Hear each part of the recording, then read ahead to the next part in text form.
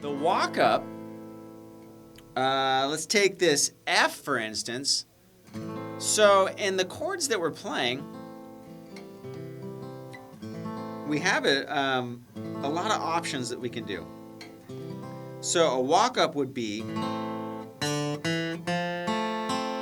you're walking into a chord with a couple of notes. So that particular one was A minor, and what I did was I went D, open, and then I picked a note right out of the chord, A minor chord we were doing, and then I used it to walk and transition into the next note, which is that F of our next chord, right? So we got...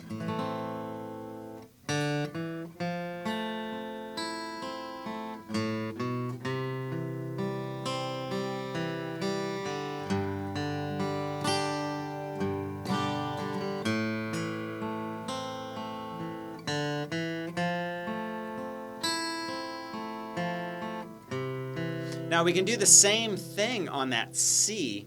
Open A, B or the second fret, and then into the C note. So this is all stuff you can do strumming, right? We got...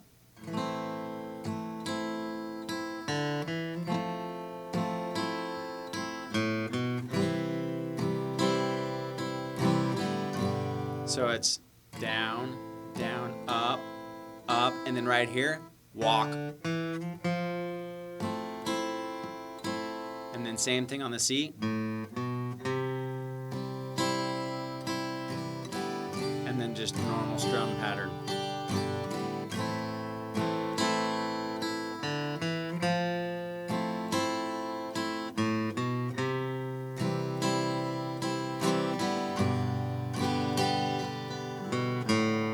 Right, now you can do other notes in the chord. It doesn't have to be a walk up per se.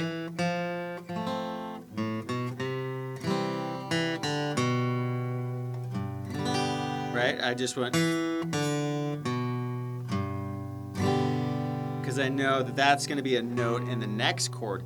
Oftentimes it's just a segue or leading into the next chord. So it works great if you're walking right into the next note of the chord, F. In that case, C here. And then to G.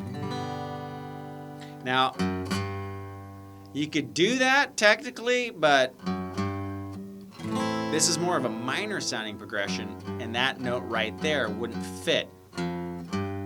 We could do it with an F on the... Right, we could go...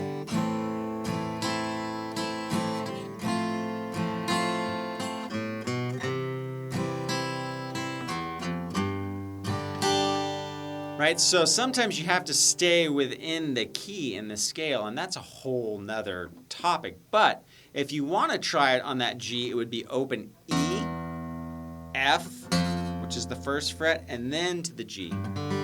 So it's a little different spacing, right? These are called half steps. You're just moving one fret. That would be a whole step, right? It's 2 frets. So we got...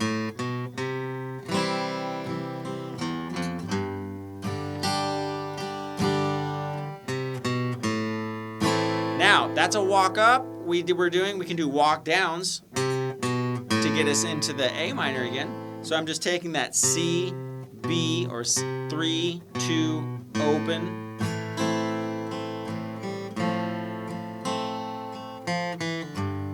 Or actually, right?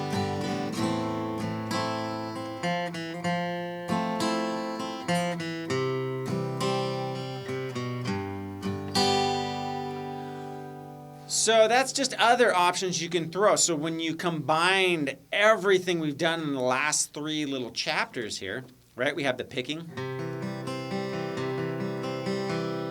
right? Randomizing the picking.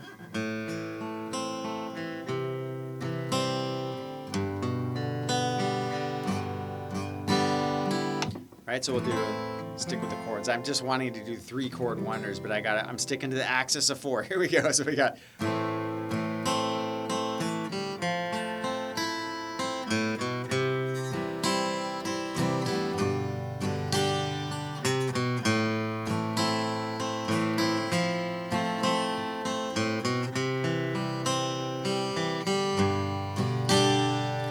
Right, so I've used some of those patterns that we've done. I've mixed strumming.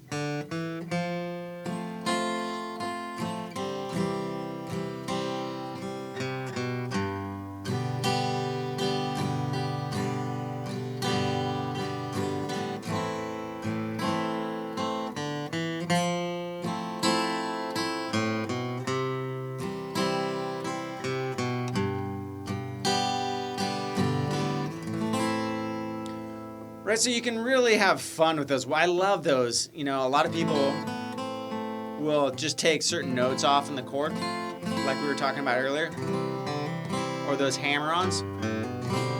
So let me go over that really fast. A hammer-on, all a hammer-on is you're hammering onto the next note without picking it. So hence the hammer, like you're hammering a nail. And the secret to hammer-ons is not how hard you press, but it's how quick you attack the note. So if I do it slow, see how the note goes away? But if I do it quick, right, it's right there. And it's, you know, you just got to press as hard as you would getting to another chord. And all you're doing is hammer out. Now, a lot of people will do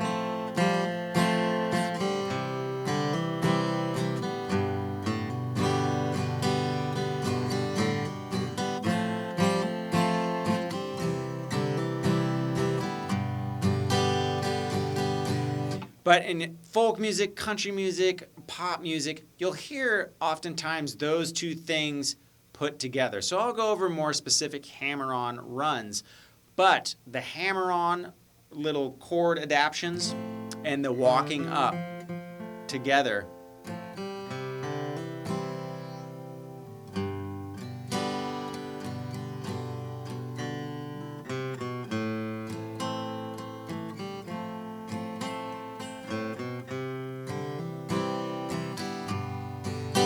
Right? You can start to see how it really takes those four chords, tweaks with them just a little bit, but all of a sudden you have infinite options on things you can do. So these last three modules have been kind of giving you an idea of what you can do.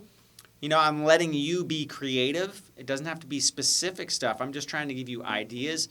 You know, make your own picking patterns. Use that one I showed you as a basis, and then you can just take a little bit of that.